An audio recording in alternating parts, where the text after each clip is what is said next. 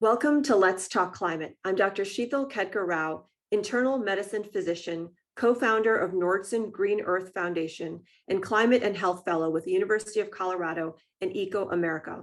I'm coming to you today from Chicago, Illinois, the traditional territory of the three fire peoples, the Ojibwe, the Odawa, and the Potawatomi. I'm here today to talk about urban heat islands. Urban heat islands are dangerously warm areas in cities. When urban areas have replaced trees and green spaces with buildings and pavement, this retains heat and causes heat islands.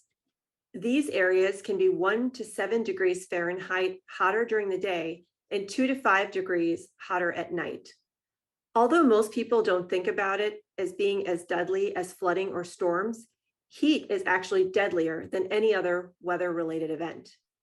Exposure to heat kills hundreds of people every year, primarily through dehydration and stroke, and causes a host of other health problems. Heat worsens air quality and can have a significant impact on people with existing conditions like cardiovascular disease or diabetes. Heat also affects our mental health, causing fatigue and aggression. All of these health impacts are worse with prolonged exposure. Living day to day with higher temperatures has a cumulative effect on your health. As more people in the world move into cities and as temperatures rise due to climate change, the health effects of heat will grow. And since our cities have grown through generations of residential segregation, the burden of heat islands is not proportionate. People of color and historically marginalized people are far more likely to live in heat islands.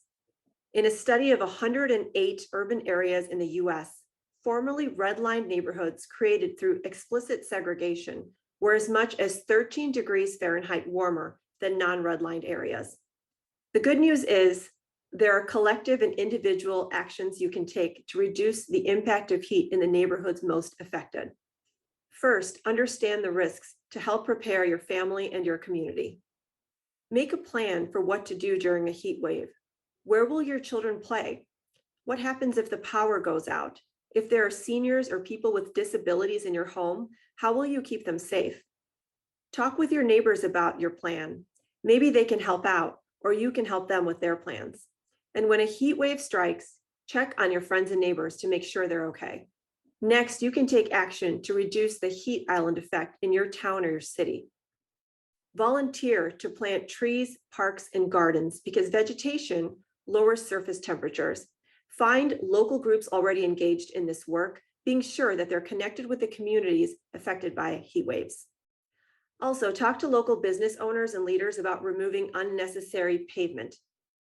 Pavement absorbs heat and causes heat to be released slowly. Paved surfaces can be 40 degrees Fahrenheit warmer than the air. Replacing unused parking lots can have a big impact on neighborhoods' heat.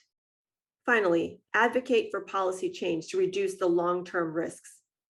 Talk to your local and national elected leaders about the effects of climate change on your community's health. Help them to understand the risks posed by extreme heat and how they can take action. Advocate for solutions that benefit all, like public green spaces, greater investments in renewable energy, and more resources to support people suffering during heat waves.